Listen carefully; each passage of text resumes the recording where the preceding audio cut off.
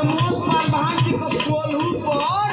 अरे प्रधान की हम का जानी, हमारे कोल्हू पर शेरवाल नहीं, अब है नया नया मशीन बा। अच्छा नया होके चाहे पुरान होके तोरा यहाँ पेरवाला कहूँ के का फायदा बा हो? सुनी, हमारे यहाँ पेरवाला के का फायदा बा? तो फायदे गिनाव।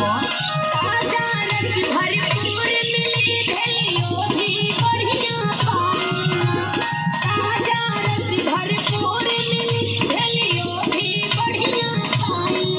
तोरा कोल्हू के छेदा छोट बा, तोरा कोल्हू के छेदा छोट बा, मोर लमहर उकिया के राईना।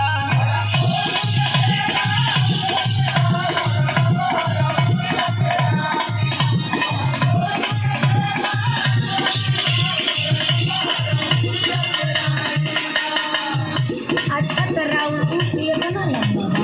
अरे हाँ हमार रुख लंबा कटले न बाकी एमा कौनो शौक बा।